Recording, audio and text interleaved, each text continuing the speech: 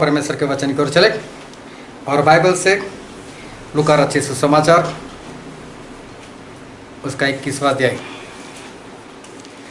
लूका 21, और हम पढ़ेंगे 10वें पद से लेकर उसके 19वें पद तक। लूका 21, 10 से 19।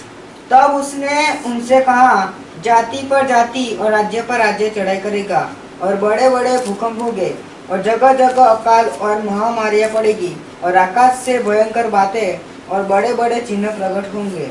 परंतु इन सब बातों से पहले वे मेरे नाम के कारण तुम्हें पकड़ेंगे और सताएंगे, और पंचायतों में सौंपेंगे, और बंदी गृह में डलवाएंगे, और राजा और हाकिमों के सामने ले जाएंगे। पर यह तुम्हारे लिए गवाही देने का अवसर हो जाएगा। इसीलिए अपने अपने मन में ठान रखो कि हम पहले से उत्तर देने की चिंता न करेंगे, क्योंकि मैं तुम्हें ऐसा बोल और बुद्धि दूंगा कि तुम्हारे सब विरोधी सामना या खंडन न कर सकेंगे। तुम्हारे माता पिता और भाई और कुटुंब और मित्र भी तुम्हें पकड़वाएंगे, यहाँ तक कि तुम में से कुछ को मरवा डालेंगे। मेरे नाम के कारण सब लोग तुमसे बैर रखेंगे, परंतु तुम्हारे सिर का एक बाल भी बाका न होगा। अपने धीरज से तुम अपने प्राणों को बचाए रखोगे। परमेश्वर पिता का वचन हमारे लिए बहुत ही आशीषित है, और परमेश्वर पिता का वचन सच्चा है। और बाइबल में लिखा है, यदि तुम सच्चाई को जानोगे तो सच्चाई तुम्हें आज़ाद करेगी। आज एक बार फिर से बहुत ध्यान से परमेश्वर के वचन को सुनना, ताकि उसको हृदय में उतार सको और आने वाले दिनों में उस वचन के अनुसार आप चल सको और परमेश्वर के राज के वारिस बन सको।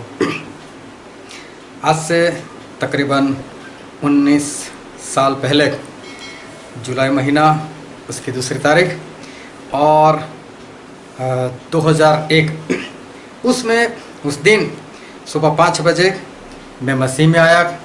मैंने अपना जीवन जो है वो परमेश्वर को समर्पित कर दिया, और 2001 में ही मुझे परमेश्वर ने एंटी क्राइस्ट के बारे में बता दिया था कि मसीह का विरोधी कौन है, और उसके नाम के साथ ही परमेश्वर ने मुझे उस वक्त बता दिया था। आज उसको 19 साल हो गए, और 19 साल पहले परमेश्वर ने ये बात जो है वो मेरे सामने वो प्रकट कर दी थी नाम के साथ। बहुत लोग आप देखना तो कोई इसका नाम ले रहा है, कोई उसका नाम ले रहा है, कोई अंदाज़ा लगा रहा है, कोई बोलेगा ऐसा होगा वैसा होगा, लेकिन एक परफेक्ट एक व्यक्ति के नाम के साथ परमेश्वर ने मुझे वो सारी बातें वो बता दी। और यूट्यूब पर एक वीडियो रखा हुआ है जिसमें एंटी क्राइस्ट की पूरी बाइबल स्टडी जो है उसमें रखी हुई है, और 3.25 घंटे का वीडियो है। उसमें मैंने उस बाइबल स्टडी में उसका नाम प्रकट कर दिया है। अगर आप जानना चाहो तो आप वहां पर जाकर देख सकते हो। उसकी जो लिंक है वो डिस्क्रिप्शन में आपको मिल जाएगी। और साथ में अगर आप गुजराती जानते हो और गुजराती समझ सकते हो तो गुजराती में प्रकाशित वाक्य मतलब प्रकटीकरण, उसकी पूरी बाइबल स्टडी भी रखी हुई है, और उसमें भी उस एंटी क्राइस्ट का नाम पूर्ण रीति से प्रकट कर दिया है, बता दिया है। उसकी लिंक भी आपको मिल जाएगी डिस्क्रिप्शन में, तो आप वहाँ पर जाकर उसको देख सकते हो। तो बहुत पहले परमेश्वर ने ये सारी बात जो है वो मुझे बता दी थी। जब बाइबल में प्रभु ने जिस तरह से कहा था कि मैं पिता से विनती करूंगा और दूसरा सहायक मतलब कि पवित्र आत्मा हमेशा के लिए आपके ऊपर उतारा जाएगा, वो घटना तकरीबन 2000 साल के करीब हुए, और परमेश्वर ने ये घटना जो है उसको पूरा किया। और परमेश्वर के 120 लोग, उसमें से यहूदा को छोड़कर 11 चेले थे, क्योंकि यहूदा की मौत हो चुकी थी, और उन सब के ऊपर पवित्र आत्मा उतारे गए पहली बार हमेशा के लिए। उससे पहले भी पवित्र आत्मा आते थे, लेकिन हमेशा के लिए जब उतारे गए वो था प्रभु यीशु के जी उठने के बाद का 50वां दिन। और उस दिन पहली बार और आखिरी वक्त तक पवित्र आत्मा को उतार दिए गए। और जब पवित्र आत्मा को उतार दिए गए तब पतरस ने प्रचार किया, और जब पतरस ने प्रचार किया तो पतरस के प्रचार के शब्द ऐसे थे, हम बाइबल में पढ़ते हैं प्रेरितों के काम उसका 2 अध्याय। और जब लोग अन्य अन्य भाषा में बातें करते थे, परमेश्वर की महिमा करते थे, प्रचार करते थे, उस वक्त कुछ लोगों ने वहाँ पर इनका ठट्ठा किया और उन लोगों ने ऐसा कहा कि इन लोगों ने कोई नई शराब पी है और इसकी वजह से ये सब हो रहा है। तब पतरस ने प्रचार करना शुरू किया और हम बाइबल में पढ़ते हैं प्रेरितों के काम उसका 2 अध्याय और 14 पद से लेकर 17 पद तक। तब पतरस उन 11 के साथ खड़ा हुआ और ऊंचे शब्द से कहने लगा, हे यहूदियों और हे यरूशलेम के सब रहने वालों, यह जान लो और कान लगाकर मेरी बातें सुनो। जैसा तुम समझ रहे हो ये लोग नशे में नहीं है, क्योंकि अभी तो पहर ही दिन चढ़ा है, परंतु यह वह बात है जो योएल भविष्यवक्ता के द्वारा कही गई थी। हाँ, पतरस ने प्रचार में कहा कि ऐसा कुछ नहीं है, किसी ने कुछ भी नहीं पिया, किसी ने शराब नहीं पिया, ये लोग कोई नशे में नहीं है। लेकिन ये तो वो घटना है, ये तो वो भविष्यवाणी है जो योएल नबी ने अपने पुस्तक में लिखी है और वो भविष्यवाणी आज पूरी हुई है। और भविष्यवाणी क्या थी, पढ़ो आगे। परमेश्वर कहता है, परमेश्वर कहते हैं कि अंत के दिनों में ऐसा अंतिम दिनों में ऐसा होगा, अंत के दिनों में ऐसा होगा। इस शब्द को ध्यान से सुनना, अंत के दिनों में मतलब कि धरती का, पृथ्वी का जो अंत आने वाला है, उस अंत के दिनों में ऐसा होगा कि मैं अपना आत्मा सब मनुष्यों पर उंडेलूंगा। सब मनुष्य के ऊपर मैं अपना आत्मा मतलब पवित्र आत्मा को उंडेलूंगा, ऐसा परमेश्वर ने कहा था।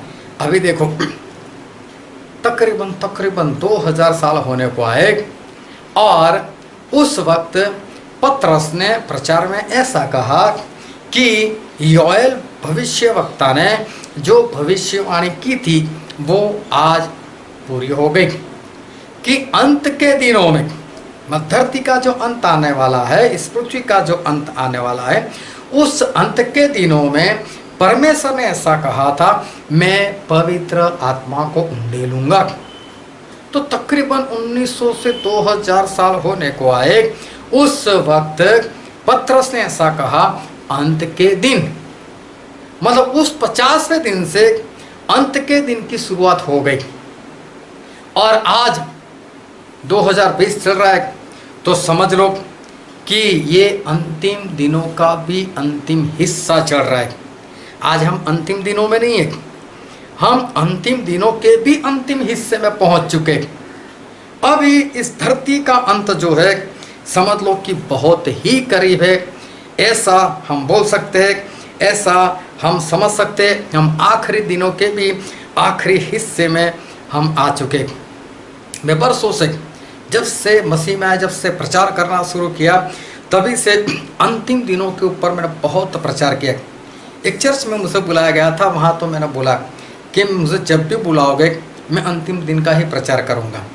और वहाँ पर जितनी बार मैं गया, वहाँ पर अंतिम दिन के बारे में ही कुछ न कुछ सिखाया।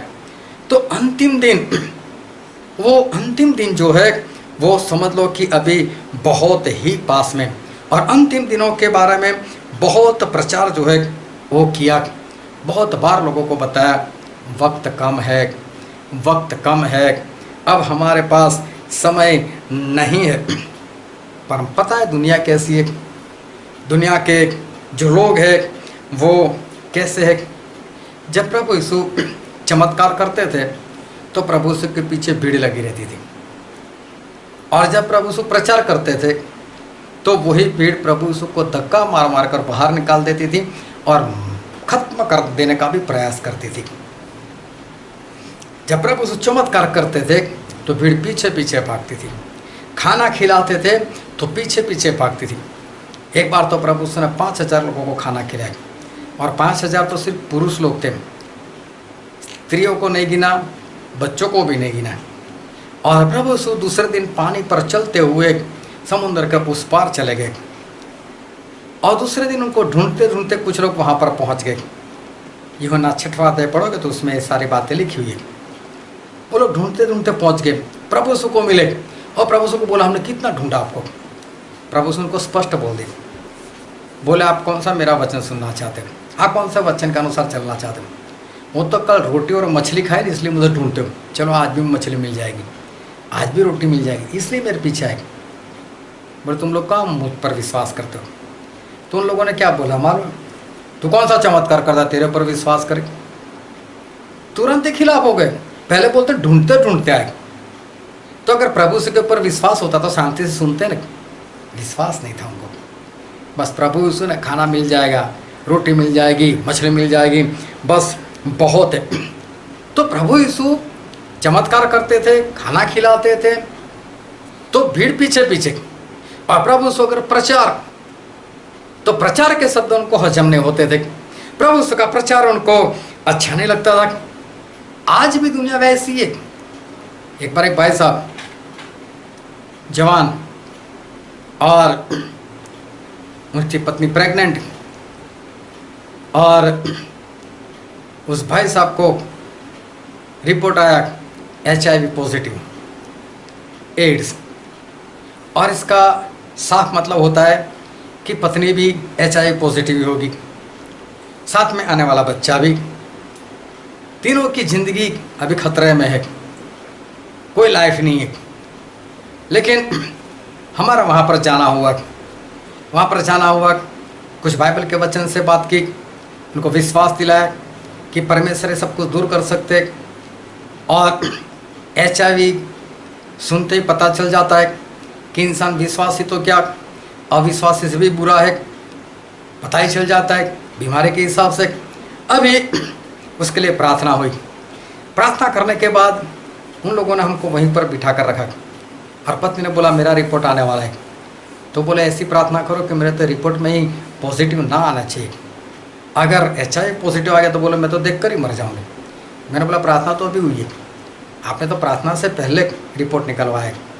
तो मैं क्या बोले नहीं तो अभी ऐसी प्रार्थना करो। अच्छा ठीक है, जैसा आपका विश्वास।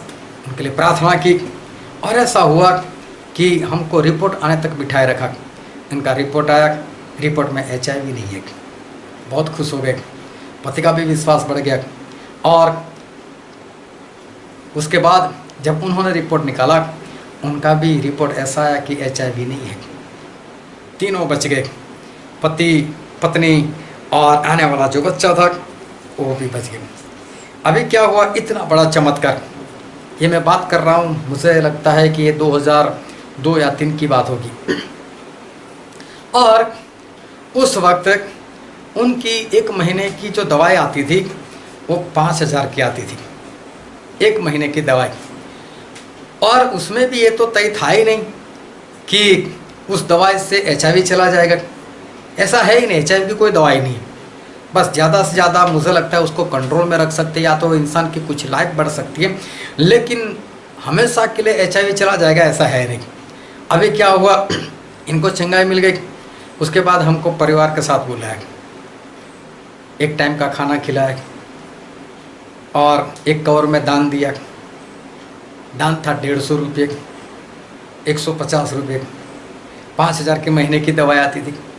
बस वो आखिरी दिन, वो दिन और आज तक कभी भी कांटेक्ट नहीं किया, कभी भी कांटेक्ट नहीं किया। जबकि आज भी जिंदा है, कोई समस्या नहीं है, कोई प्रॉब्लम नहीं है।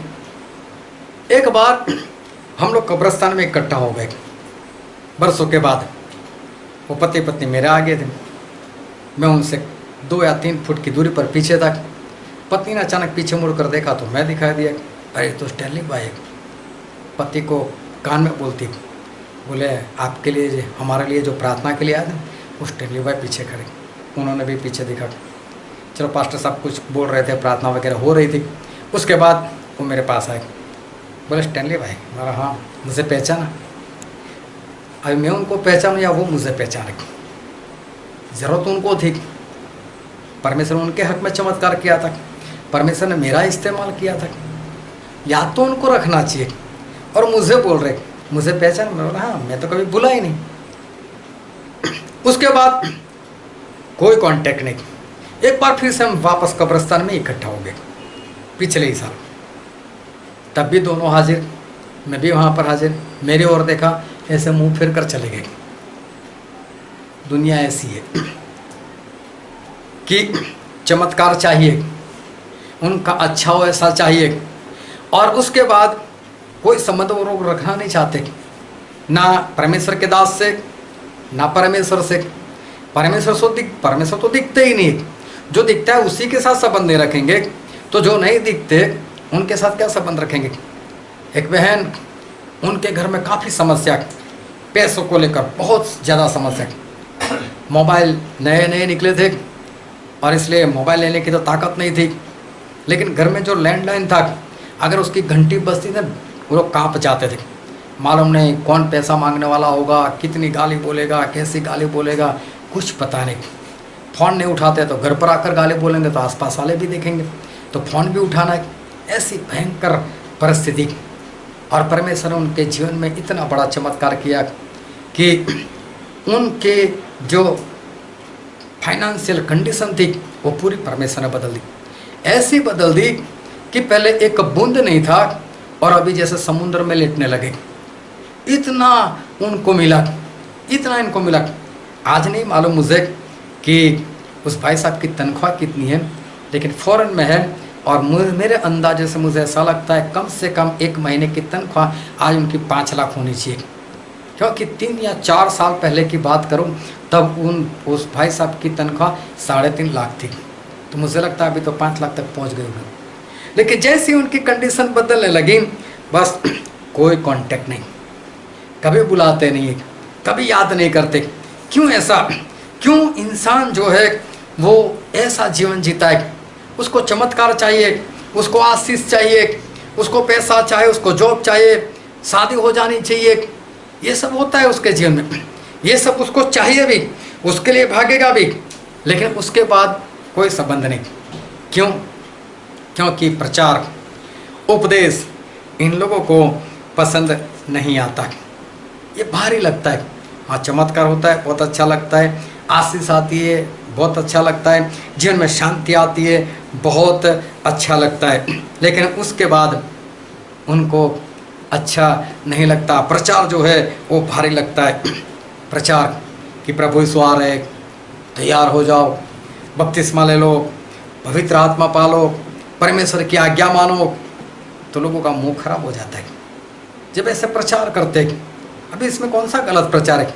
लोगों को यही तो बोल रहे हैं कि आखिरी दिन चल रहे, प्रभु यीशु कभी भी हमको लेने के लिए आएंगे, तो क्या कचरा उठाने के लिए कौन सा आने वाले? ये मत समझो कि जितने लोग मसीह धर्म मानते उन सभी को उठा कर लेकर जाएंगे, ऐसा नहीं। उस दाढ़ी वाले का फोटो घर में रख लो तो परमेश्वर लेकर जाएंगे, ऐसा नहीं है। क्रूस लटका कर रख दो या गले में बांध दो तो क्या परमेश्वर लेकर जाने वाले नहीं है? इससे कुछ नहीं होने वाला। तो जब प्रचार होता है कि आखिरी दिन चल रहे हैं, आखिरी दिनों का भी आखिरी वक्त चल रहा है, प्रभु यीशु कभी भी आ रहे, उसके लिए तैयार होना है। परमेश्वर ने मूसा को बोला, मूसा मैं तीसरे दिन आऊंगा बोले, और तीसरे दिन के लिए लोगों को बोल के शुद्ध हो जाए। आज और कल है तुम्हारे पास, और आज और कल के लिए अपने आप को तैयार करो, शुद्ध करो, पवित्र करो। और जब प्रभु यीशु इस धरती पर आए तो प्रभु यीशु ने भी ऐसा ही बोला, और हम बाइबल में पढ़ते हैं लूका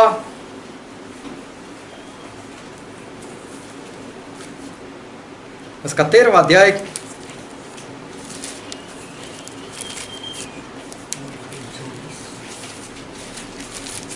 लूका रचित सुसमाचार इसका 13वां अध्याय और पढ़ो तो उसका 32वां पद।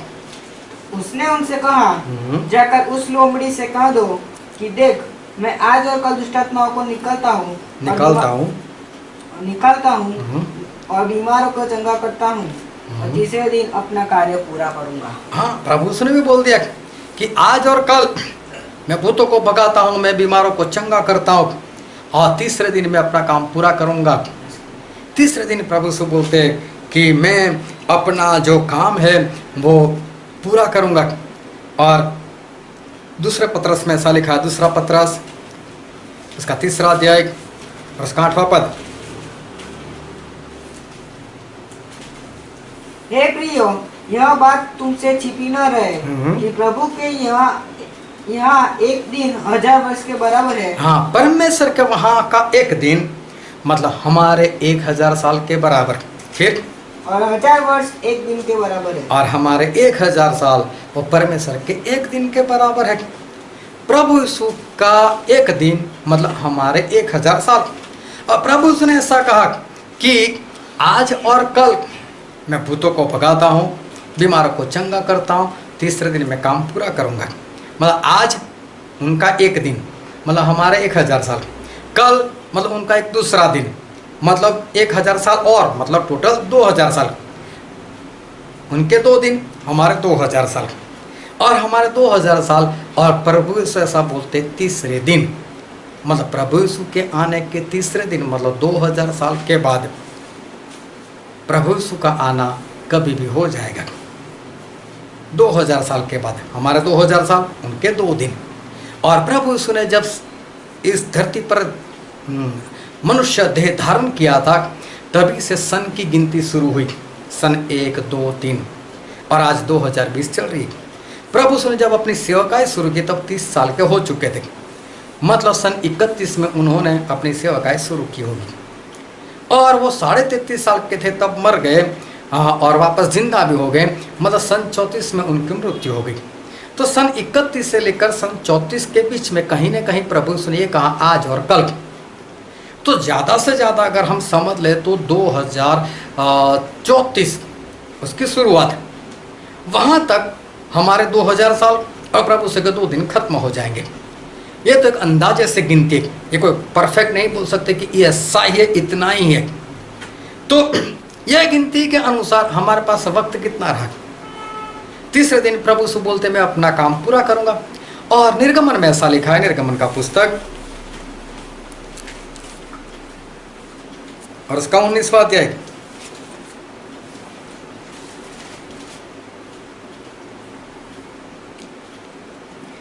और पढ़ो तो उसका 10वां पद, 10 और 11। अब यहोवा ने मूसा से कहा लोगों के पास जा और उन्हें आज और कल पवित्र करना और वे अपने वस्त्र धो ले और वे तीसरे दिन तक तैयार हो जाए। बाइबल में लिखा है, ये भविष्यवाणी थी प्रभु यीशु की कि बोल दे सभी को आज और कल शुद्ध होने के दिन है। 2 दिन में शुद्ध हो जाए मतलब हमारे 2000 साल, उसमें शुद्ध हो जाओ और तीसरे दिन के लिए मतलब प्रभु यीशु के दूसरे आगमन के लिए तैयार हो जाओ। तो अभी हम धरती के आखिरी दिनों के आखिरी हिस्से में पहुंच चुके, क्योंकि उस वक्त जब प्रभु यीशु मरकर ऊपर चले गए उसके 50वें दिन से आखिरी दिन की शुरुआत हो गई, क्योंकि अभी 2 ही दिन बाकी थे। और पत्र से प्रचार में बोल भी दिया आखिरी दिन है, आत्मा उंडेल दिया गया है। तो अभी हम चलते चलते आखिरी दिन के आखिरी हिस्सों में हम पहुंच गए। तो जब प्रचार होता है मन फिराओ, पश्चाताप करो, तौबा करो, बपतिस्मा लो, पवित्र आत्मा पाओ, पापों की क्षमा पालो, आज्ञाकारी करो, तीसरे दिन के लिए तैयार हो जाओ, प्रभु के आगमन के लिए तैयार हो जाओ, तब लोगों को बुरा लगता है। और चमत्कार चाहिए, हाँ स्टैनली भाई आ जाओ, कोई बात नहीं, खाना बना कर रखेंगे। अरे खाना नहीं खाना है, अरे नहीं इतने दूर से आते हो, अरे कभी तो खाना रखो, ये सब होता है। और जब चमत्कार खत्म, सब कुछ काम निकल गया, उसके बाद वचन सुनने के लिए कोई नहीं बुलाता, चलिए आओ ना वचन सुनते। और ऐसा कुछ भारी बोलकर बताना कि हमको अंदर हृदय हमारा छिप जाए, नहीं। वचन इंसान जो है वो पसंद नहीं करता। और जब सच्चे वचन पुकारते उनका मुंह खराब हो जाता है, ये कैसे वचन, ये कैसे वचन। एक जगह पर मैं कुछ वक्त तक मैंने वहाँ पर मीटिंग चलाई और एक बहन जी मेरे पास आए, बोले स्टैनली भाई आप प्रचार करते हो ना, बपतिस्मा के बारे में मत बोलना। मैं बोला क्या हुआ? अरे बोला लोग बोलते तो बपतिस्मा के बारे में बहुत बोलते हैं। तो मैंने बोला क्या बोलना छोड़ दूँ, बपतिस्मा से शुरुआत होती है, मत बोले शुरुआत ही मत करो। तो क्या अच्छा बोलता रहो वहाँ पर, लोगों को अच्छा लगे, प्रभु आपको चंगा देते, प्रभु आपको छुटकारा देते, बस इतनी ही बातें किया कर, उससे आगे कुछ बढ़े ही नहीं। सामने से बोल दिया कि इसका प्रचार मत करो। और देखो झूठा प्रचार करो तो बड़ी भीड़ लग जाती है। आप पाप करते करते थक जाओगे, लेकिन हमारे परमेश्वर माफ करते करते नहीं थकेंगे, तो लोग खुश, हाँ क्या ये बहुत बड़ी बात है, ये तो अच्छा है ना। हर रोज सुबह नया अकाउंट बनाओ, शाम को क्लोज कर दो। सुबह से लेकर रात तक पाप करते रहो और रात में परमेश्वर को बोलो परमेश्वर अकाउंट क्लोज कर दो, माफ़ कर दो, कल से नया पन्ना लिखना शुरू कर देना। ऐसा अगर प्रचार करे तो लोग जो है वो लोग खुश हो जाते। अरे वो तो तुम्हारा बाप है, क्या एक बाप कभी बेटे को आग में डाल सकता है? क्या तुम तुम्हारे बेटे को आग में डालोगे? बोले नहीं डालेंगे। तो फिर परमेश्वर कौन सा नरक में डालने वाले? और लोग खुश, हाँ ये बढ़िया प्रचार है। ऐसा प्रचार होना चाहिए, आनंद आ जाए, लोग खुश हो जाए। अरे मत्ती में ऐसा लिखा है, मत्ती 25:41 में कि जो नरक है वो तो शैतान के लिए बना है, तुम्हारे लिए कौन सा बना है? वो तो शैतान को डालने के लिए बना है। आनंद करो, हमारे नरक है ही नहीं। तो इंसान जो है वो खुश हो जाता है। और सच्चा प्रचार जो है वो हजम नहीं होता। लेकिन इन आखिरी दिनों में कुछ एक घटना ऐसी हो गई, और पिछले साल मतलब 2019 के अंत के हिस्से में, मेरे ख्याल से नवंबर में, चाइना के अंदर कोरोना वायरस की खोज हो गई। वो चाहे जैसे भी हुई, चमगादड़ का सूप पीने से हुआ या तो फिर खुद उन्होंने बनाया, चाहे जो भी हुआ, लेकिन एक वायरस जो है वो वायरस वहाँ से बाहर निकला। बहुत लोग मर गए और वहाँ से चलते चलते ये एक छोटा सा वायरस जो आंखों से दिखता नहीं, वो अमेरिका में भी जा घुसा, इटली में चला गया। भारत वाले बोलते हैं हमारे भारत में कुछ नहीं होगा। हमारे भारत वाले तो ऐसे ही जो खुजली कर कर कर जो पानी पूरी खिलाता है और लोग खाते, तभी कुछ नहीं होता। तो ये कोरोना वायरस क्या करेगा उसका? बोले गंदे नाले में सब्जी धो धोकर जो लोग बेचते वो सब्जी लेकर खाते और तब भी कुछ नहीं होता। तो सड़े हुए मसाले से, सड़े हुए आलू से समोसा बनाते और वो लोग खा जाते हैं और कुछ नहीं होता। और कोरोना से क्या होगा? और लोग उसका मजाक उड़ाने लगे। और आज की तारीख में भारत में हर रोज 24 घंटे में 800 से 1000 के बीच में कोरोना से लोग मरते हैं। मजाक करने वालों में से भी कुछ लोग तो मर गए। पास्टर लोगों को भी कोरोना हो गया, मरे भी, विश्वासी भी मर गए। और हालत कुछ इस धरती के ऊपर ऐसी हो गई कि जो शब्द कभी सुना नहीं था, लॉकडाउन, वो शब्द सुनने को तो मिला लेकिन उसका मतलब भी पता चल गया। किसी को बोलो कि लॉकडाउन का गुजराती क्या होता है, गुजराती नहीं मालूम, लेकिन लॉकडाउन का मतलब होता है घर में बैठे रहो। अभी पता चल गया लोगों को। जो शब्द कभी सुना नहीं था, वो शब्द वो लोगों को उसके मतलब के साथ लोगों को पता चल गया। कोरोना ने लोगों को अंतिम दिन दिखा दिए। एक बहन जी ने तो लोगों से बात करना शुरू किया। हमारे साहब है ना, स्टैनली साहब, बोले वो तो बरसों से ऐसा ही बोलते थे, वचन नहीं मिलेगा, वचन नहीं मिलेगा। देखो ऐसे ही दिन आ गए, चर्च बंद हो गए, मीटिंगें खत्म हो गई और वचन मिलना बंद हो गया लोगों को। बोले ऐसा ही प्रचार करते थे, लेकिन जब प्रचार करते तब नहीं सुना, तब उसको दिमाग में नहीं लिया, तब उसके अनुसार जीवन नहीं जिया। लेकिन अब जब ऐसा हो चुका है तब लोगों को ये अंतिम दिन जो है वो याद आने लगे। अब कई लोग याद करते थे कि आप कहते थे ऐसा हो गया, आपने अंतिम दिनों के बारे में बोला था, ऐसा हो गया। अभी बहुत ध्यान से परमेश्वर के वचन जो है वो परमेश्वर के वचन को सुनते रहो।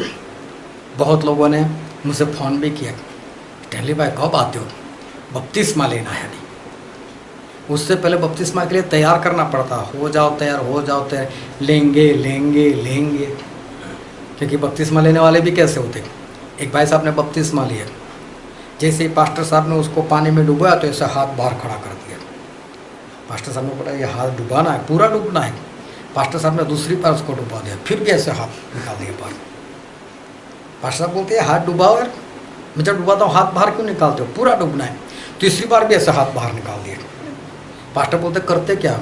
अरे बोला अभी तो किसी को मारना बाकी है, बदला लेना बाकी है। तो बाकी सर इससे तो मारूंगा ना उसको, इसके लिए बाहर।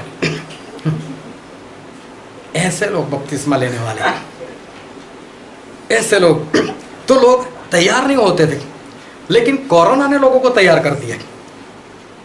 सामने से बोले बपतिस्मा लेना है, अभी हाथ भी बाहर नहीं रखेंगे, अभी तो पूरा का पूरा अंदर डूब जाएंगे, ऐसा लोग बोलने लगे। अभी क्या हुआ कि लॉकडाउन कुछ लंबा चल गया, और मुझे तो ऐसा लगता है पूरे वर्ल्ड में भारत का लॉकडाउन सबसे ज़्यादा चला, ऐसा मेरे ख्याल से रिकॉर्ड है। सबसे ज़्यादा बंद जो हुआ वो भारत के अंदर हुआ। चलो जो भी है, लेकिन चलते चलते लोगों को पता चल गया कि कोरोना के साथ ही रहना है। वापस सब बपतिस्मा भूल गए, छोड़ो यार, अभी डर निकल गया अभी लोगों के मन से, कुछ नहीं होता है। 100 में 2 लोग भी मरते हैं, तो 2 लोग में कौन सा मेरा नाम होने वाला है? 98% तो जिंदा रहते। एक बहन ने मुझसे कहा कोरोना तो कुछ नहीं, उसमें क्या 10-15 दिन अस्पताल में करा जाएंगे, कुछ नहीं होता है, बच जाते हैं सभी लोग। अभी डर चला गया लोगों के मन से, डर चला गया, वापस अंतिम दिन भूल गए। कोरोना की भी इज्जत नहीं रही। पहले तो थाली बजा बजा कर उसका सम्मान किया, टॉर्च जलाकर सम्मान कर दिया। इसीलिए जो अगुए थे ना, बोलते थे किसी के घर बार बार ना जाया करो, ज़्यादा ना बैठो, इज्जत नहीं रहती। कोरोना की भी इज्जत नहीं रही ऐसी हालत हो गई।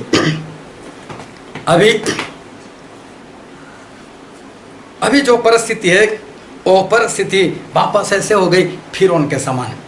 फिर उन्होंने मूसा को बोला, मूसा इधर आ, ये मेढकों को भगाओ, मैं तुम लोगों को जाने दूंगा, जाओ जाओ। और जैसे ही मूसा ने मेढक को भगाया, बोलो कौन यहोवा, मैं नहीं जाने दूंगा। ये मसीह के लोग भी ऐसे, मसीह को मानने वाले लोग भी ऐसे, विपत्ति आती है तो भागते हैं और चली जाती है तो वापस जैसे थे वैसे ही हो गए। लेकिन बहुत ध्यान से समझना कि ये कोरोना जो है वो परमेश्वर का एक आखिरी झटका है। ये परमेश्वर का एक आखिरी झटका है। कोरोना का जिक्र आप बाइबल में देखोगे कहीं पर भी नहीं है, कहीं पर भी कोरोना का जिक्र नहीं है। हाँ, जिक्र है तो बस इस तरह से कि व्यवस्था विवरण में ऐसा लिखा है कि ऐसी भी बीमारी आएगी जिसका नाम मैंने बाइबल में नहीं लिखा, तो उसके हिसाब से हम बोल सकते कोरोना बाइबल में है। लेकिन स्पेशल जिस तरह से आखिरी दिनों में जो जो होने वाला है वो परमेश्वर ने बहुत स्पष्ट लिखा है क्या होगा। लेकिन कोरोना जैसे बीमारी का जिक्र कि एक ऐसी बीमारी आएगी उसमें ऐसा होगा वैसा होगा, लॉकडाउन हो जाएगा, ऐसा कोई जिक्र नहीं था। और फिर भी ये हुआ, इसका मतलब परमेश्वर आखिरी बार एक चेतावनी दे रहे थे कि मेरे लोग बच जाओ, आखिरी मौका दे रहा हूँ। आखिरी दिन आप मानते नहीं थे तो मैंने कोरोना के जरिए याद दिला दिए, अभी सुधर जाओ और अच्छे से चलने लगो, पश्चाताप करो, बपतिस्मा लो, पापों की क्षमा पालो, पवित्र आत्मा पालो, आज्ञाकारी में बने रहो मेरे आने तक, ताकि आप बचाए जाओ। ये बस आखिरी झटका जो था वो हमारे परमेश्वर जो है उन्होंने दे दिया, नहीं तो आखिरी दिनों में पछताओगे।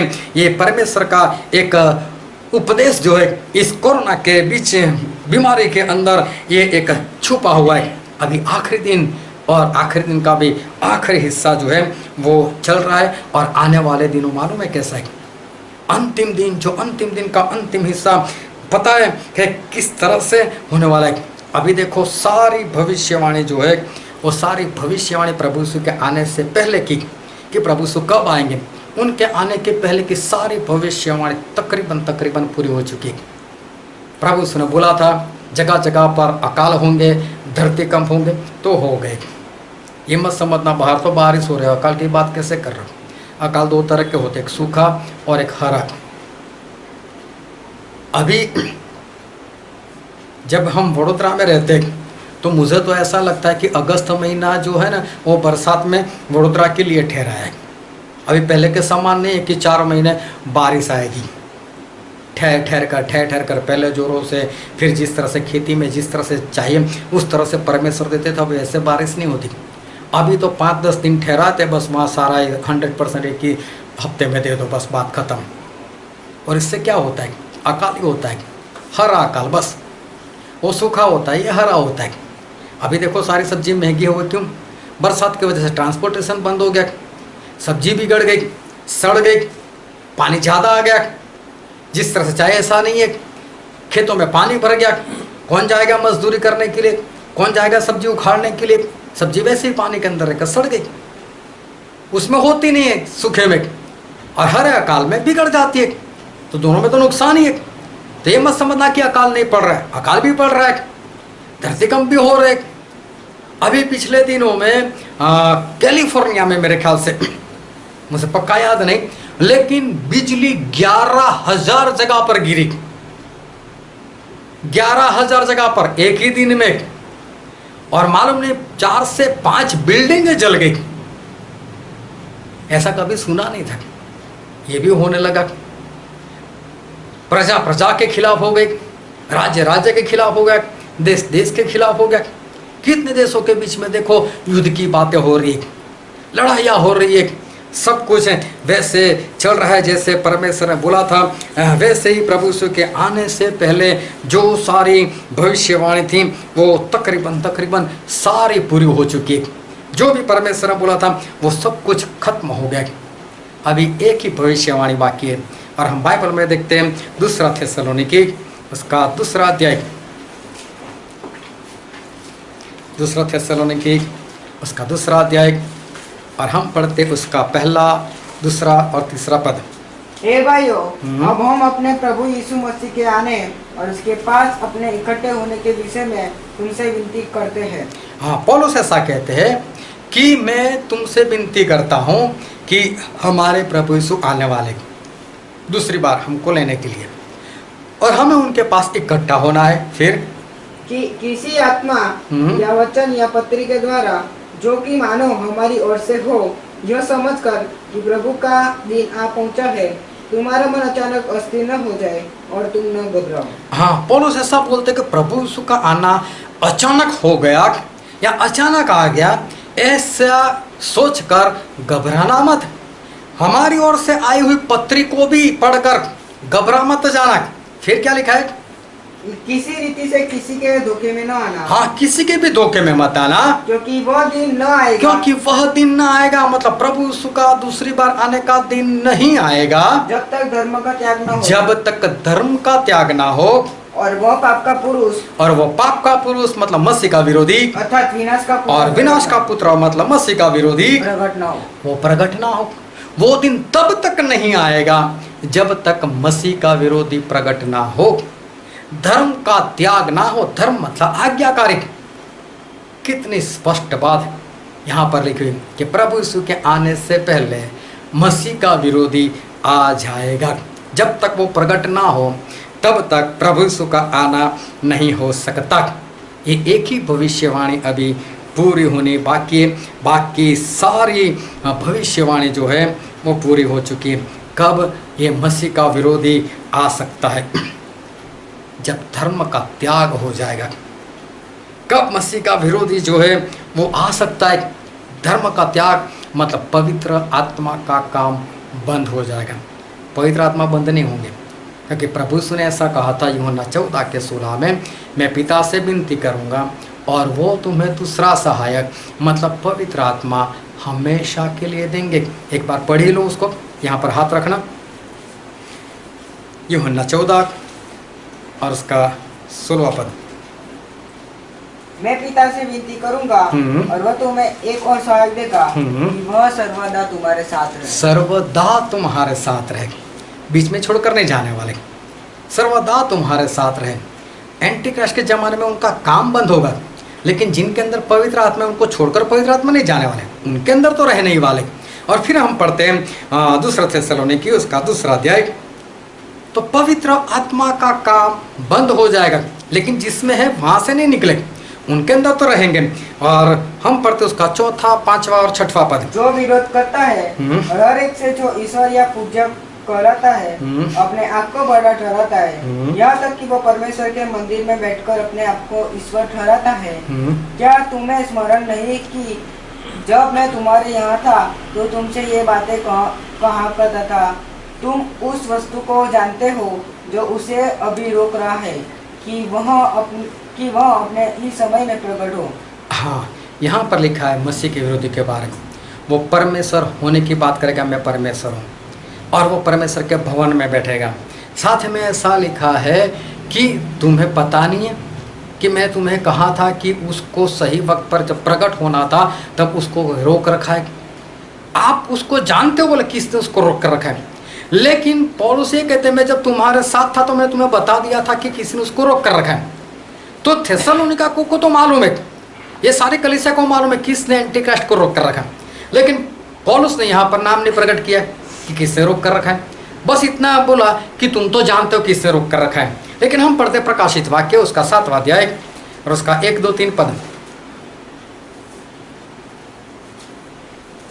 प्रकाशित वाक्य 7, 1, 2, 3। इसके बाद मैंने पृथ्वी के चारों कोनों पर एक दूत 4 दूत खड़े देखे। वे पृथ्वी की चारों हवाओं को थामे हुए थे ताकि पृथ्वी या समुद्र या किसी पेड़ पर हवा न चले। फिर मैंने एक और स्वर्गदूत को जूते परमेश्वर की मुहर लिए हुए पूरब से ऊपर की ओर आते देखा।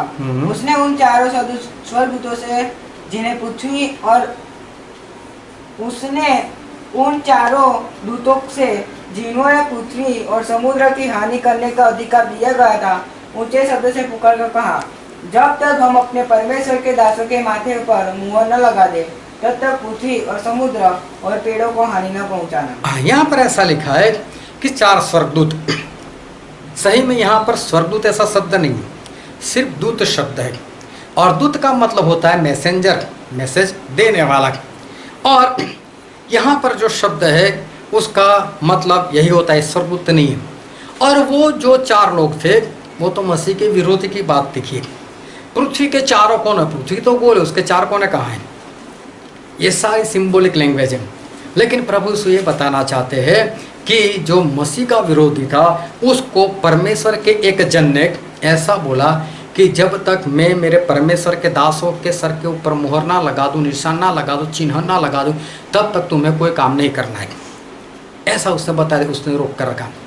मतलब यहाँ पर भी लिखा है कि मसीह के विरोधी को प्रकट होने से किसी ने रोक कर रखा। लेकिन किसने रोक कर रखा वो नहीं बताया, लेकिन जिसने भी रोक कर रखा उसने इसलिए रोक कर रखा ताकि वो लोगों के ऊपर, जो परमेश्वर के लोग हैं, उसके ऊपर एक मुहर लगा दे। फिर हम बाइबल में पढ़ते हैं इफिसी उसका 1 अध्याय उसका 13वां पद।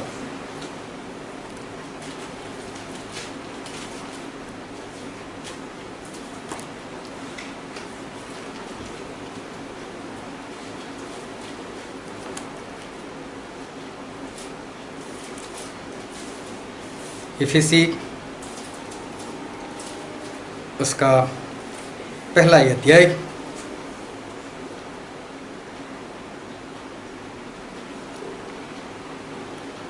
और हम पढ़ते हैं उसका 13वां पद।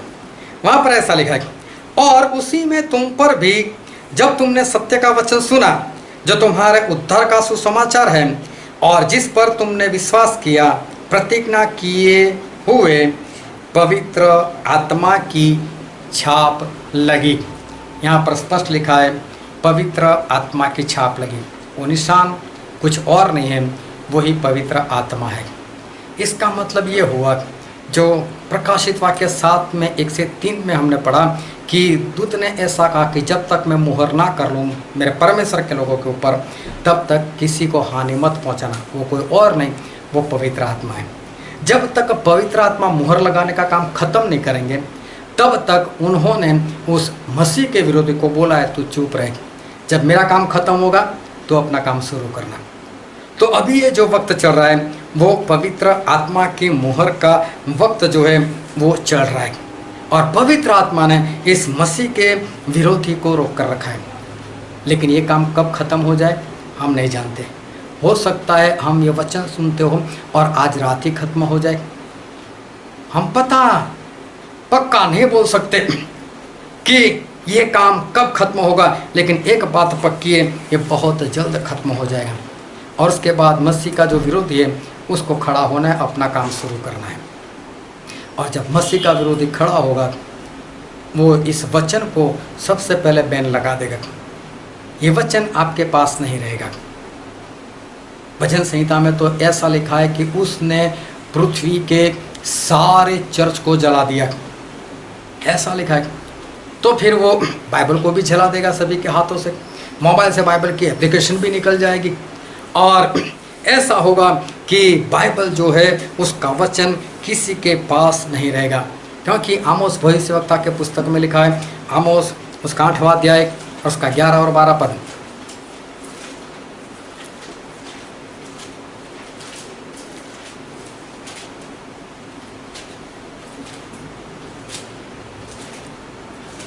जल्दी, आमोस 8, 11 और 12। परमेश्वर यहोवा की यह वाणी है, हम्म। देखो ऐसे दिन आते हैं जब मैं इस देश में महंगी करूंगा, अकाल गिराऊंगा। उसमें न तो अन्न की भूख होगी और न पानी की प्यास होगी, हाँ। परंतु यहोवा के वचन के सुनने ही की भूख प्यास होगी। हाँ, यहाँ पर लिखा है कि मैं महंगी करूंगा, मतलब कि मैं अकाल लाऊंगा। और अकाल ना तो पानी का होगा, ना तो वो अकाल जो है वो खाने का होगा, लेकिन परमेश्वर ऐसा बोलते, ऐसा अकाल कि जिसमें परमेश्वर के वचन नहीं मिलेंगे। फिर 12 पद जल्दी से पढ़ो। लोग यहोवा के वचन की खोज में समुद्र से समुद्र तक और उत्तर से पूरब तक मारे मारे फिरेंगे, परंतु उसको न पाएंगे।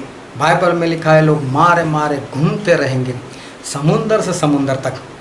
अगर धरती का गोला देखो तो उसमें 71.28% पानी है, मतलब समुंदर है। मैं सारे जो देश है वो समुंदर के किनारे के ऊपर ही है। समुंदर से समुंदर मतलब सारी धरती घूम लो। लेकिन परमेश्वर का वचन, आमोस भविष्यवक्ता पवित्र आत्मा से लिखते हैं, भविष्यवाणी करते हैं कि कहीं से भी आपको परमेश्वर के वचन नहीं मिलेंगे। अभी ऐसे दिन आने वाले हैं कि आज तो कहीं न कहीं किसी भी रीति से परमेश्वर के वचन तो मिलते ही रहे, लेकिन आने वाले दिनों में जब एंटीक्राइस्ट खड़ा हो जाएगा तब परमेश्वर के वचन नहीं मिलेंगे। पवित्र आत्मा का काम संपूर्ण खत्म। चंगाई किसी को नहीं मिलेगी प्रार्थना से। अभी भूत प्रेत प्रार्थना से नहीं निकलेंगे। और उस वक्त दो ओर से विपत्ति आएगी, दो तरफ से विपत्ति आएगी। एक तो परमेश्वर अपना बदला लेंगे। जितने लोग परमेश्वर को नहीं मानते थे, परमेश्वर की वाणी को नहीं सुना, परमेश्वर के वचन की आज्ञाकारी नहीं की, परमेश्वर ऐसे लोगों से अपना बदला लेंगे। और परमेश्वर ने पहले से कहा था कि बदला लेना मेरा काम है। अब परमेश्वर अपना बदला पूरा लेंगे। जितने जितने लोगों ने परमेश्वर के दासों को भी परेशान किया है, जितने जितने लोगों ने अपने माँ बाप को परेशान किया है, ऐसे सभी लोगों से परमेश्वर अभी बदला लेंगे। और साथ में जो मसीह का विरोधी होगा वो परमेश्वर के लोगों को परेशान करेगा। दो ओर से, एक परमेश्वर की ओर से और दूसरा ये जो मसीह का विरोधी है उसकी ओर से विपत्तियां जो है वो विपत्तियां आएगी। और बाइबल में हम पढ़ते हैं प्रकाशित वाक्य उसका 9वां अध्याय, प्रकाशित वाक्य 9 और उसका 2, 3 और 4 पद। उसने अथाह कुंड को खोला और कुंड में से बड़ी भट्टी का सा धुआं उठा और कुंड के धुएं से सूर्य और वायु अंधकारमय हो गए। उस धुएं में से पृथ्वी पर टिड्डियां निकली और उन्हें पृथ्वी के बीचों की सी शक्ति दी गई। उसने उनसे कहा गया कि न पृथ्वी की घास को, न किसी हरियाली को, न किसी पेड़ को हानि पहुंचाए, केवल उन मनुष्यों को हानि पहुंचाए जिनके माथे पर परमेश्वर की मुहर नहीं है। यहाँ पर ये परमेश्वर की ओर से कैसी विपत्तियां आएंगी, तो ऐसा लिखा है कि परमेश्वर बोलते हैं कि जिनके पास, जिनके सर के ऊपर परमेश्वर का निशान नहीं है, छाप नहीं है, मुहर नहीं है, बस ऐसे लोगों को परेशान करो। उस वक्त जिनके अंदर परमेश्वर की मुहर नहीं, पवित्र आत्मा नहीं, उन सभी को परमेश्वर की ओर से विपत्तियां मिलेगी। ऐसा दंड जो है वो उनके ऊपर आएगा कि वो जो दंड है वो दंड वो सहन नहीं कर पाएंगे। ऐसा दंड जो है वो उनको मिलने वाला है। भयानक विपत्तियां जो है वो उनके ऊपर आने वाली है। और फिर प्रकाशित वाक्य में लिखा है कि कैसी कैसी विपत्तियां उस परमेश्वर जो है वो लोगों के ऊपर भेजेंगे। तो हम बाइबल में पढ़ते प्रकाशित वाक्य उसका 16वां अध्याय और पढ़ो तो उसका 2 पद। अतः अब पहले स्वर्गदूत ने जाकर अपना कटोरा पृथ्वी पर उंडेल दिया। तब उन मनुष्यों के जिन पर पशु की छाप थी और जो उसकी मूर्ति की पूजा करते थे, एक प्रकार का बुरा और दुखदायी फोड़ा निकला। हाँ, जिनके पास परमेश्वर की मुहर नहीं, मतलब पवित्र आत्मा नहीं, उनको फोड़े निकल आएंगे। ऐसा फोड़ा जो बहुत दर्दनाक होगा। साथ में कितनी भी दवाई करो कुछ नहीं होने वाला, कोई चंगाई उनको नहीं मिलने वाली, ऐसी पीड़ा उनको उस वक्त होगी। फिर तीसरा पद पढ़ो। दूसरे स्वर्गदूत ने अपना कटोरा समुद्र पर उंडेल दिया और वह मरे हुए मनुष्य के लहू जैसा बन गया और समुद्र में का हर एक जीवधारी मर गया। हाँ, यहाँ पर ऐसा लिखा है कि समुद्र का जो पानी था वो पानी लहू के समान हो गया और जीव जंतु जो है वो वहाँ पर मरने लगे। जिनका गुजारा ही समुद्र से चलता है उनका गुजारा ही वहाँ से टूट जाएगा। और फिर पढ़ते उसका 8 और 9 पद। चौथे स्वर्गदूत ने अपना कटोरा सूर्य पर उंडेल दिया और उसे मनुष्य को आग से झुंझला देने का अधिकार दिया गया। मनुष्य बड़ी तपन से झुलस गए और परमेश्वर के नाम। बाइबल में लिखा है कि सूरज, उसकी धूप इतनी बढ़ जाएगी, उसकी रोशनी इतनी बढ़ जाएगी, उसकी तपन से बहुत लोग जो है वो परेशान होंगे और वो लोग मार दिए जाएंगे। फिर पढ़ो तो उसका 10वां पद। पांचवें स्वर्गदूत ने अपने कटोरा उस पशु के सिंहासन पर उंडेल दिया और उसके राज्य पर अंधेरा छा गया। लोग पीड़ा के मारे अपनी जीभ चबाने लगे। बाइबल में लिखा है इतना अंधेरा छा जाएगा कि लोग अपनी जबान जो है वो अपनी जबान खुद वो लोग चबाने लग गए, ऐसी हालत होगी। फिर आगे पढ़ते उसका 18 पद। फिर बिजलियां चमकी और शब्द और गर्जन हुए और एक ऐसा बड़ा भूकंप आया कि जब ये सब मनुष्य की उत्पत्ति पृथ्वी पर हुई तब से ऐसा बड़ा भूकंप कभी न आया था। हाँ, ऐसा बड़ा धरतीकंप होगा। फिर उसका 21वां पद। आकाश से मनुष्य पर मन भर के बड़े ओले गिरे। हाँ, 20-20 किलो के ओले ऊपर से गिरे। किसकी छत इतनी मजबूत होगी जो इस ओले को झेल पाएगी। लेकिन ये किसके लिए? जिनके ऊपर पवित्र आत्मा की मुहर नहीं है, सिर्फ ऐसे लोगों के ऊपर। जो परमेश्वर के लोग हैं, जो पवित्र आत्मा से भरे हुए, इनको इनमें से कुछ नहीं होगा। ये परमेश्वर की ओर से बदला लेने का रोज समय है और परमेश्वर अपना बदला ले रहे हैं। जितने परमेश्वर में नहीं थे इनकी हालत ऐसी हो जाएंगी। और उसी दिनों में एंटी क्राइस्ट मसीह का विरोधी भी अपना काम करेगा। और वो क्या करेगा? हम पढ़ते हैं प्रकाशित वाक्य उसका 13वां अध्याय और उसका 15 पद। उसे उस पशु की मूर्ति में प्राण डालने का अधिकार दिया गया। पशु की मूर्ति बोलने लगे। जितने लोग उस पशु की मूर्ति की पूजा न करें उन्हें मरवा डाले। हाँ, जितने लोग उस मसीह के विरोधी की मूर्ति की पूजा ना करें उसको वो मरवा देगा। और आगे पढ़ो। उसने छोटे बड़े धनी कंगाल स्वतंत्र दास सबके दाहिने हाथ या उनके माथे पर एक एक छाप करा दी कि उसको चूर जिस पर छाप अर्थात उस पशु का नाम या उसके नाम का अंक हो, अन्य कोई लेन देन न कर सके। हाँ, वो लोगों को अपनी मुहर देगा, अपना निशान देगा। और जिसके पास वो मुहर नहीं, वो लोग कोई भी बाहर लेन देन नहीं कर सकता। मतलब कि बाजार में कोई खरीदने नहीं जा सकता, बेच नहीं सकता। जॉब करते हो तो आप जॉब नहीं कर सकते जब तक उसकी मुहर नहीं लोगे। कैसी परिस्थिति होगी? अगर नरक में जाना है और इस संसार में जीना है तो फिर उसकी मुहर ले लो। और उसकी मुहर ले ली तो फिर उससे पहले जो प्रकाशित वाक्य 16वें अध्याय में हमने पढ़ा वो सारी विपत्तियाँ उसके ऊपर आएगी। और परमेश्वर की मुहर में जीते तो मसीह का विरोधी परेशान करता है। ना तो हम बाजार में कुछ खरीदने जा सकते, ना तो हम बेचने के लिए जा सकते, ना तो जॉब कर सकते, कुछ भी नहीं होगा। कैसी हालत उस जमाने में हो जाएगी। सिर्फ कभी शांति से बैठकर ये सारा पढ़कर सोचना कि उस जमाने में कैसा होगा। और उस जमाने का मतलब मैं ये नहीं बोल रहा हूँ कि 50 साल के बाद या 100 साल के बाद आने वाला है। ये बहुत ही करीब है, ये बहुत ही जल्द जो है ये सारी बातें होने वाली। और इतने भयानक से दिन है कि खुद प्रभु यीशु ऐसा कहते हैं। हम बाइबल में पढ़ते हैं मत्ती उसका 24वां अध्याय, मत्ती 24 और उसका 22वां पद। यदि वे दिन घटाए न जाते। हाँ, मसीह के विरोधी का जो वक्त है उसको 7 साल दिए गए हैं। परमेश्वर का वचन प्रभु से ऐसा बोलते हैं कि अगर वो दिन में कम ना करता तो कोई प्राणी न बचता। हाँ, परंतु तूने हुओं के कारण परंतु चुने हुओं के कारण चुने हुओं के कारण वे दिन घटाए जाएंगे। वो दिन कम कर दिए जाएंगे। चुने हुए मतलब जिनके अंदर पवित्र आत्मा है, जिनके पास पवित्र आत्मा की मुहर है, ऐसे लोग भी नहीं बच सकते, लेकिन वो बच जाए इसलिए वो दिन कम कर दिए जाएंगे। सोचो, जो लोग पवित्र आत्मा से भरे हुए वो लोग भी उस वक्त धोखा खा सकते हैं, वो लोग भी डर के मारे या थक हार कर वो एंटीक्राइस्ट के पास चले जा सकते, उसकी मुहर ले सकते। इतने भयानक से दिन है। चाहे आज कितना भी वो सहन कर रहे हो, चाहे आज कितने भी अच्छे से जीवन जी रहे हो, चाहे अपने सताने वाले को आशीष ही दे रहे हो, लेकिन वो दिन तो इतने भयानक से हैं कि अगर पूरे 7 साल दिए होते ना तो चुने हुए लोग भी मार दिए जाते, वो लोग भी परमेश्वर को छोड़ देते। इतना भयानक दिन है। सोचो कैसे दिन हो गए। फिर पढ़ो तो उसका 24वां पद, मत्ती 24:24। क्योंकि झूठे मसीह और झूठे भविष्यवक्ता उठ खड़े होंगे और बड़े चिन्ह और अद्भुत काम दिखाएंगे कि यदि हो सके तो चुने हुओं को भी भरमा दे। ऐसे लोग खड़े होंगे जो ऐसे चमत्कार कर कर बताएंगे शैतान के नाम से कि लोगों को शक हो जाएगा कि परमेश्वर है भी या नहीं। कितनी भयानक सी बात है। और चुने हुए लोग भी परमेश्वर को छोड़ देंगे।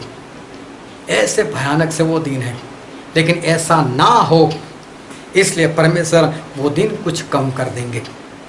अभी सोचो कि वो दिन जो है वो कितने भयानक से होंगे, उसमें जीना कितना मुश्किल होगा। इंसान उस वक्त कैसे बच सकता है, अभी बहुत ध्यान समझ, हमें उसमें बचना है। उस परिस्थिति में इंसान कैसे बच सकता है। और प्रभु से एक बार प्रार्थना कर रहे थे और प्रभु उसने हमारे लिए प्रार्थना की, हमारे लिए।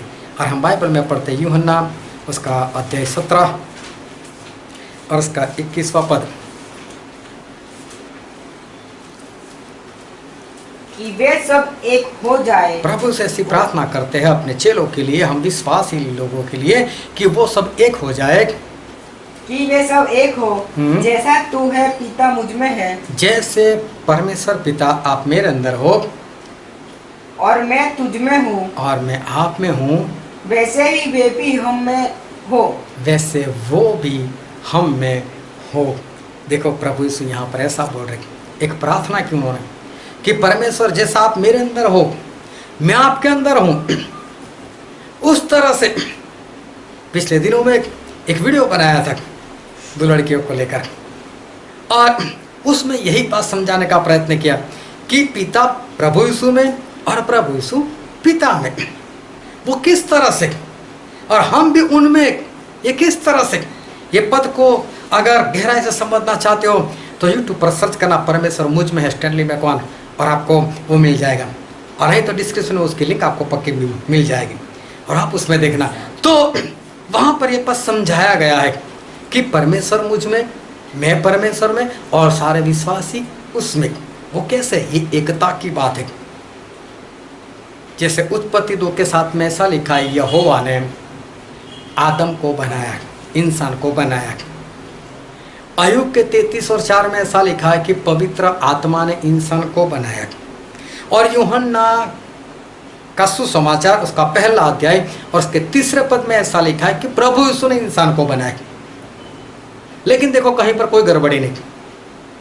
उत्पत्ति में यहोवा लिखा तो पवित्र आत्मा और प्रभु से ऐसा नहीं बोले हमारा नाम क्यों नहीं लिखा, सिर्फ यहोवा का नाम क्यों है।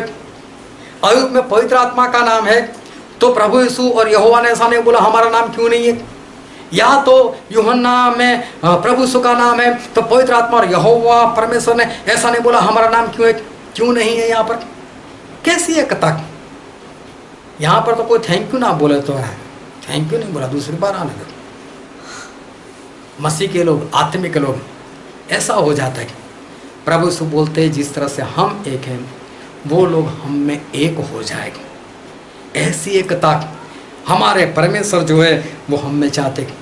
प्रभु यीशु बोलते हैं मैं कुछ नहीं करता, मेरे पिता मेरे अंदर रहकर काम करते। मैं भूत प्रेत पवित्र आत्मा से निकालता हूँ, तीनों हमेशा साथ साथ साथ, कहीं पर भी जाओ साथ में। और एक पद और पढ़ते हैं उत्पत्ति में उसका 18 अध्याय और 1 पद पढ़ो तो 1 और 2 पद।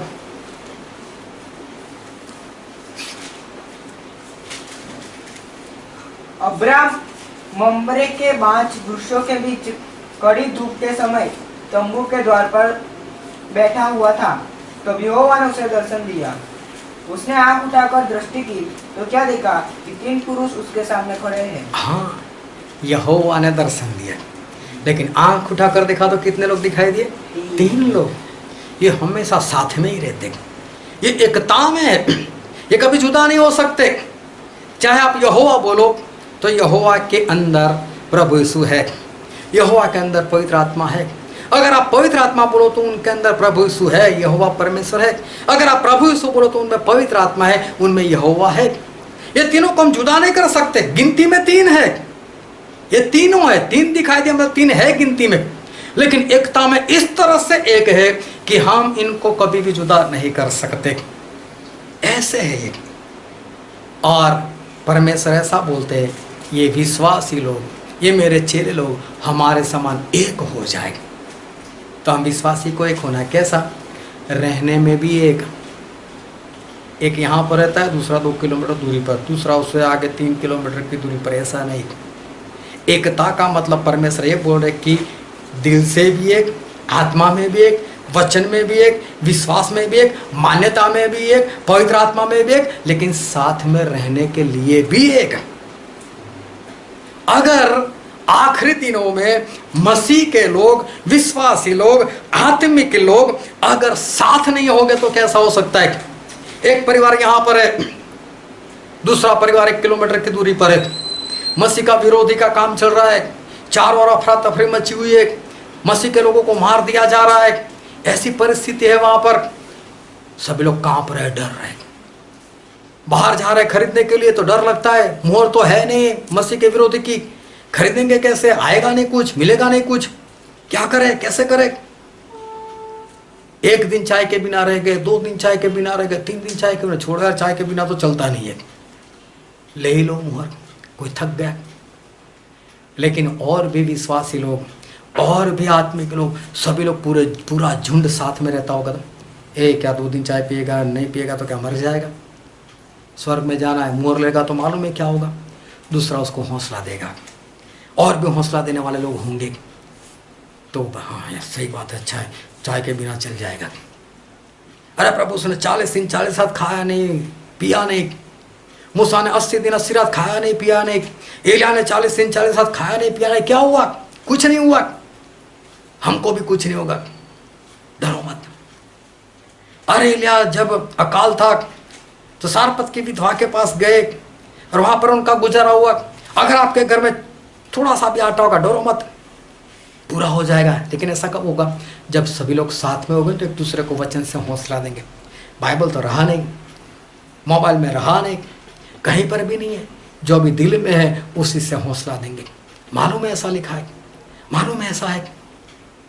साथ में रहते होगे तो लोग एक दूसरे को इस तरह से उत्तेजन देंगे, एक दूसरे का हौसला बढ़ाएंगे। कोई डर जाएगा, क्या होगा, मर जाएगा मर जाएगा, कहाँ पुत्ते होंगे। दूसरा बोला क्या यार प्रभु के लिए मरना है ना, पतरस नहीं मार दिए गए, पौलुस को नहीं मार दिया गया, क्या डरते थे वो? मत डरो। परमेश्वर ने क्या बोला है कि जो कोई अपना जान बचाने का प्रयत्न करेगा वो खो देगा, लेकिन जो खो देगा वो पाएगा। और हम मर जाएंगे तो स्वर्ग में हम मिलेंगे। मत डरो, कोई बात नहीं, जिसको आना है आने दो, जिसको मारना है वो उसको मारने दो। कैसी बात होगी। और यिर्मयाह में ऐसा लिखा, यिर्मयाह उसका 17 अध्याय और उसका 8वां पद, यिर्मयाह 17 और उसका 8वां पद।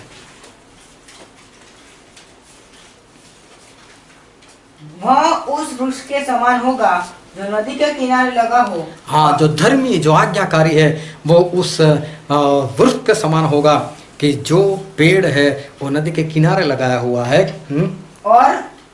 और जड़, वह उस उसके समान होगा जो नदी के किनारे लगा हो और उसकी जड़ जल के पास फैली हो। हाँ, उसकी जड़ जो है जल के पास है, मतलब पानी के पास है। जब धूप होगी तब उसको न लगेगी। हाँ, उसके पत्ते हरे रहेंगे। हाँ, और सूखे वर्ष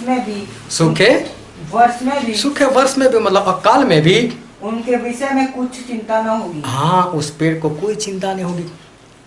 ये पानी जो है वो तो वचन है, ये पेड़ जो है वो तो हम लोग हैं। अगर हम आज्ञाकारी करते हो गए तो हमारी जो जड़ है ना वो पानी में मतलब विश्वासियों के बीच में रहेगी, जिनके पास वचन भरे हुए। और अकाल के वक्त भी मतलब कि जो आमोस भविष्यवक्ता ना अकाल की बात की, वचन के अकाल की, जो मसीह के विरोधी के समय में अकाल होगा उस वक्त भी हमें वचन मिलते रहेंगे। चाहे मोबाइल में बाइबल नहीं है, चाहे हाथ में बाइबल नहीं है, लेकिन जिनके दिल में बाइबल है वो हमारे इर्द गिर्द रहेंगे और हमें उनके पास से वचन जो है मिलते रहेंगे। एकता में रहना है। ऐसी प्रार्थना आज से करो कि परमेश्वर कुछ ऐसा करे कि हम विश्वासी लोग, आत्मिक लोग एक साथ एक झुंड होकर रह सके, और ना कोई यहाँ और कोई वहाँ। उनका गिरने का, मरने का जो संभावना है वो 100% वो छिपी हुई है। लेकिन मालूम है सच्चाई क्या है? प्रभु से तो बोलते थे सब एक हो जाए, सब एक हो जाए, लेकिन सच्चाई क्या है? आज पास्टर की नहीं बनती, विश्वासी की नहीं बनती, आत्मिक की नहीं बनती।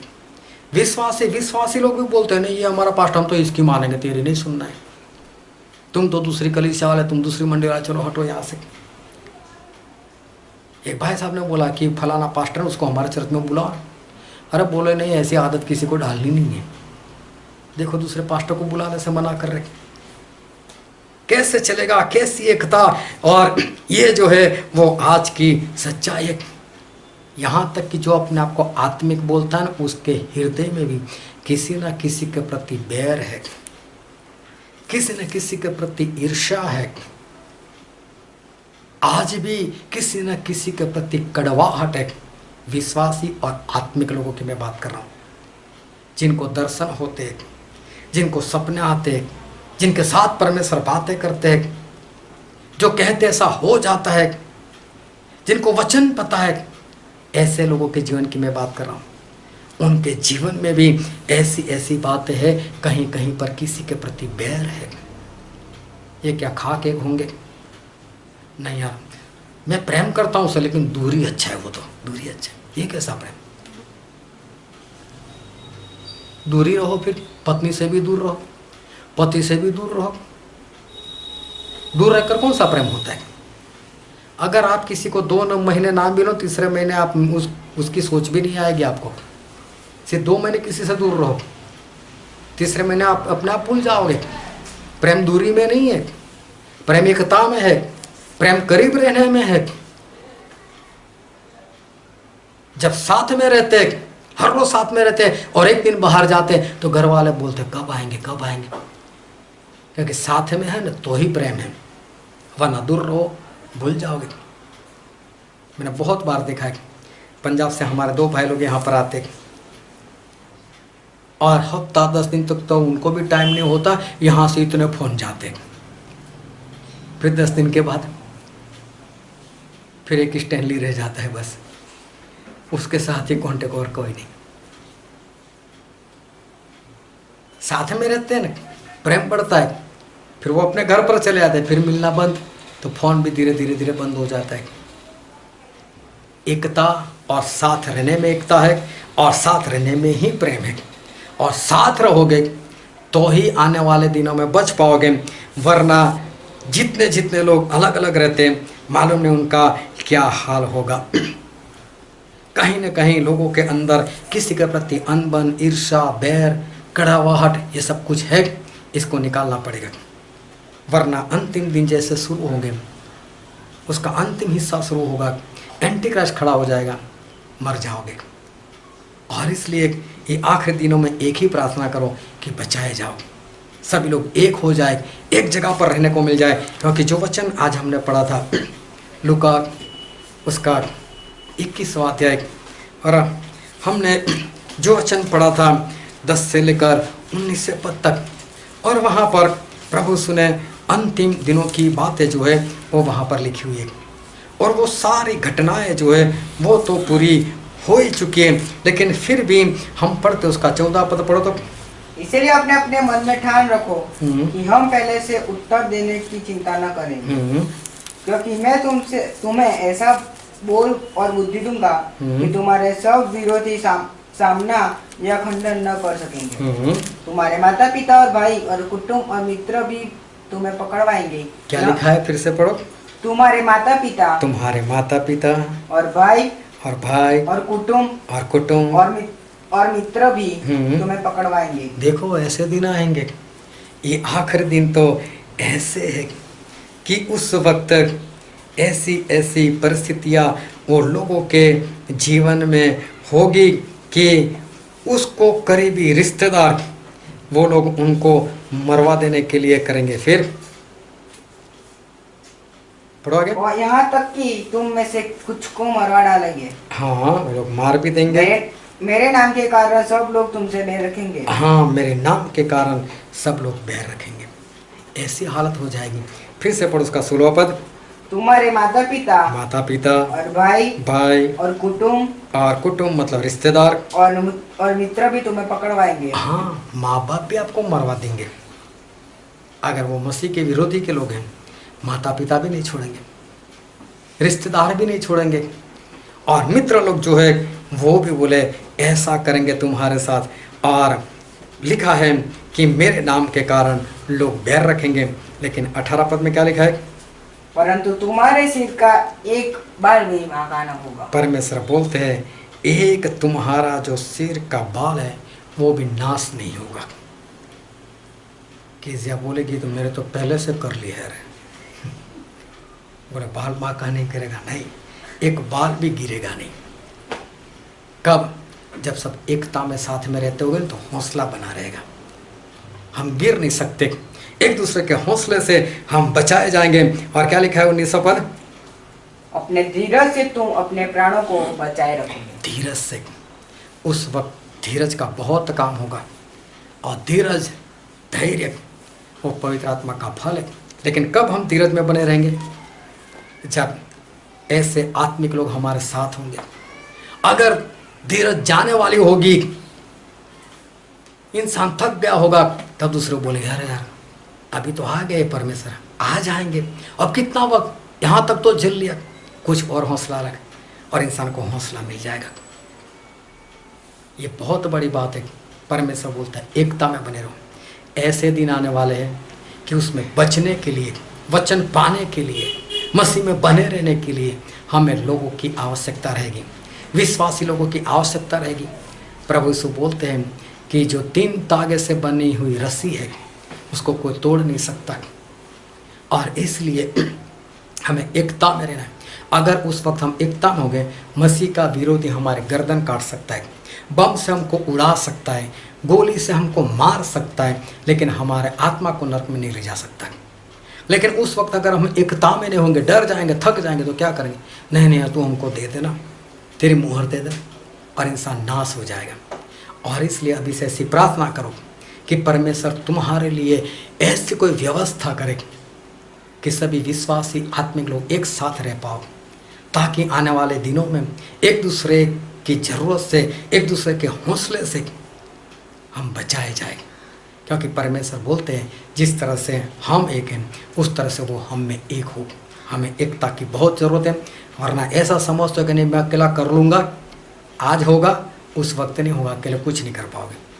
और इसलिए हमें एकता में बढ़ना है, हमें धीरज में बने रहना है। आओ हम हमारे आँखों को बंद करें और हमारे मस्तकों को प्रभु से आगे झुकाए, जो राजाओं के राजा है, जो प्रभु के प्रभु है। मेरे प्रियो, आखिरी दिन का आखिरी हिस्सा चल रहा है और उसमें भी अंतिम दिन आने की तैयारी है।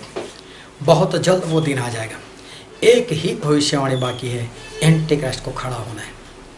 जब बाकी की सारी भविष्यवाणी खत्म हो गई, पूरी हो गई, तो ये क्यों ना पूरी होगी, ये भी हो जाएगी। उस वक्त बचने के लिए एक ही है कि हम सभी लोग एकता में बने रहें। अगर बैर है किसी के पास, कड़वाहट है, ईर्ष्या है, तो मेरे प्रियो निकाल दो उसे, अपने जीवन से खत्म कर दो उसको, और परमेश्वर से कहो परमेश्वर हम सभी को एक करो।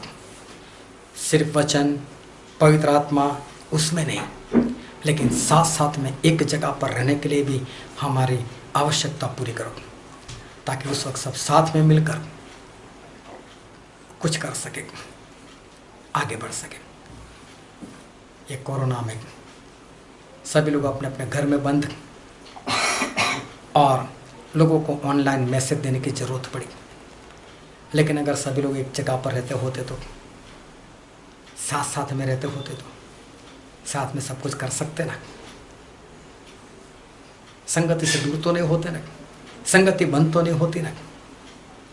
और इसलिए मैं कहता हूँ आज पवित्र आत्मा से एकता में रहो और परमेश्वर से मांगो कि परमेश्वर एक ही जगह दे बड़ी, कि जहाँ पर सारे विश्वासी एक साथ रह सके और आने वाले दिनों में बचाए जा सके।